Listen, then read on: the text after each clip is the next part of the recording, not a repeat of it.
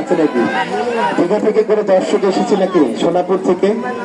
সেই প্রিয় একটি জায়গা যেখানে জনি এবং শরীফুল ইসলাম প্রিন্সিপাল জহুরুল ইসলাম তারা এই মাঠে খেলা দেখছেন, উপভোগ করছেন। বলতে না বলতে সাজন বল পেয়েছেন, আক্রমণে দেখা যাচ্ছে না এই জায়গা থেকে। আবার সাজুদুল বদলি খেলোয়াড় দিয়েছেন বল, ফরওয়ার্ড পাস রকিকে দিয়েছেন, রকিকে পাবেন বলটি নিতে রোপণ, বলটি দারুণভাবে প্রতিনিধি জার্সি নাম্বার 2 টিম ম্যানেজার সফল টিম ম্যানেজার মেহবুব হাসান সোহাগ এবং অপর প্রান্তে বলছেন বৈদ্য ফুটবল জাকারিয়া জসিম, যারা দুজনই ক্রীড়া সংগঠন।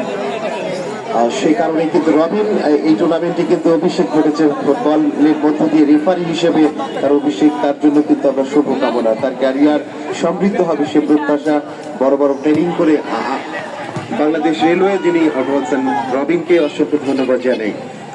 গুণী ব্যক্তিত্ব যারা রয়েছেন সুশীল সমাজ রাজনীতিক অঙ্গনে বাংলাদেশ জাতীয়তাবাদী দল বিএনপি এবং যুব দল, ছাত্র দল, বিভিন্ন শ্রেণী পেশার সকল দলকেই আমরা আজকে যারা মঞ্চে প্রত্যেকটি শ্রেণী পেশার মানুষ, আমি শুনেছি যে আনোয়ার স্যার কাছ থেকে শুনেছি, আনোয়ার স্যার আজকে আমরা কিন্তু ফিরে আসতে পারতাম।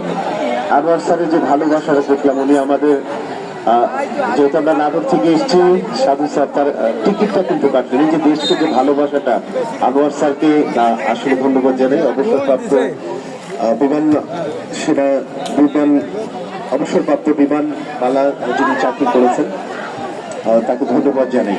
সেই সাথে তার ছোট ভাই কিন্তু কমিটিতে করেছেন। আবারও যথারীতি বলতে না বলতে জার্সি নাম্বার 5 বল পেয়েছিলেন শাকিল, সেখানে শাকিল থেকে আবারও রেয়াজ গোল পাস। খেলায় কিন্তু 1-1 সমতা ফুটবল পাইকারও কিন্তু একটি সামনে হয়তো বা ফাইনাল ম্যাচ